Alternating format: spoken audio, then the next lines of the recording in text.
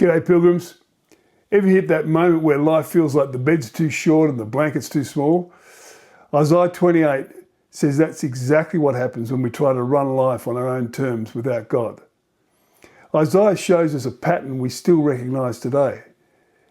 God keeps sweeping away the false props we lean on, not to punish us, but to uncover the eternal foundation underneath all our busy and noisy lives and our self-reliance.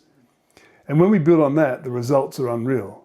Isaiah's big point is this: pay attention to God, like a farmer pays attention to his land. He doesn't just chuck seeds around randomly. He reads the soil, the season, the sky. Every crop has its own rhythm. Walking with God is like that. It's patient, attentive, and personalised. But some people don't want that.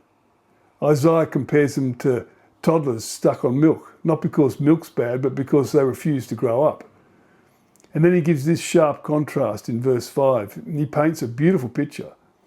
The Lord will become a magnificent crown for his people. And then comes the confronting part.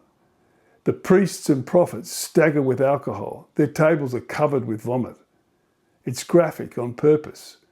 God's not talking about outsiders, but his own leaders losing the plot. And then God turns to the rulers. All right, listen up. And we get this brilliant line in verse 20. The bed you've made is too short and the blanket is too narrow. And that's kind of like self-reliance in eternal matters. We try to make life work, but it never quite fits because we're trying to use finite minds to handle infinite problems. So Isaiah brings us back to the core truth. There is an infinite mind who cares for our welfare. And when we build on him, things fall into place, like the farmer who knows exactly how to sow and harvest each particular seed. Here's the heart of it though. Verse 16. I'm placing a foundation stone in Jerusalem, a precious cornerstone. Whoever trusts will never be shaken. Sound familiar? Jesus quotes it.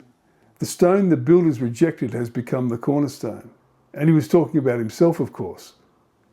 Predicted in Isaiah, lived in history, recorded, and we literally date our calendars around his life today. So Isaiah leaves us with one question. What will it take for us to pay attention to the one who claims to be the eternal solution to our shortfalls? Because the bed we make for ourselves will always be too small, but his foundation will never be shaken. Remember, a chapter a day keeps the meaningless away.